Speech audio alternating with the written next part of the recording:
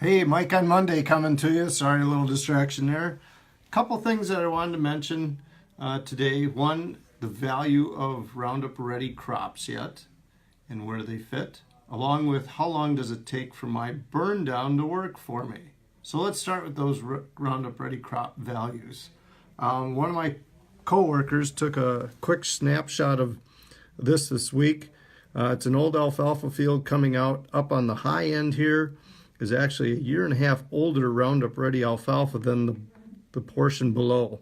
It was time for the field to go, but his point that he made to me was that, hey, there's a lot of value yet in the Roundup that we use today. So as you look here, the area that was down the hill, the Roundup performed very well on that material that was not resistant to Roundup.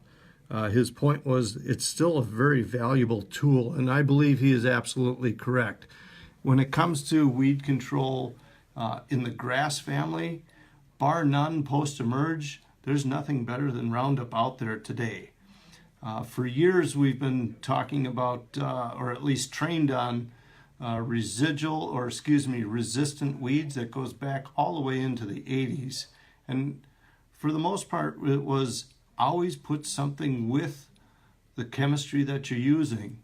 And what we still want to impress upon people today, Roundup being a very valuable tool, it works best when we have tank mix partners with it. It makes the product work longer and better, and when I mean longer, that it has value longer as a tool for killing plants out there. So tank mix partners with those Roundup Ready, or for that matter, anything else that we're doing out there.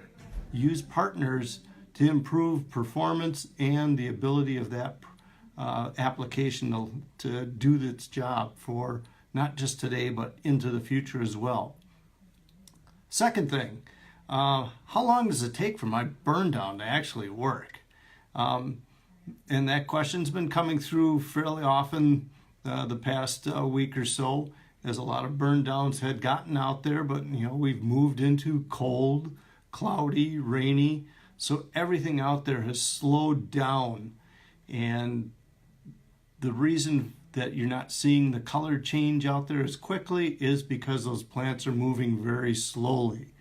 Again, cool, cloudy, rainy, slowing the plant down, you're not going to get that warm, fuzzy feeling of, I finally got it killed, it's dying, I can see it. It's not going to happen in this kind of environment. So patience is what we're going to have to rely on, and knowing that it takes more time to get that plant to die.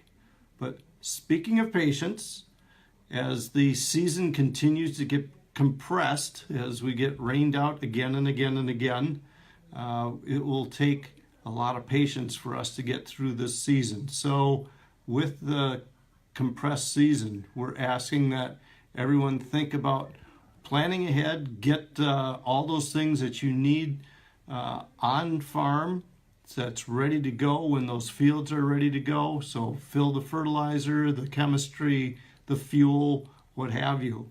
And know that now that everyone's going to want to go at the same time when this breaks free again, know that it's call in advance.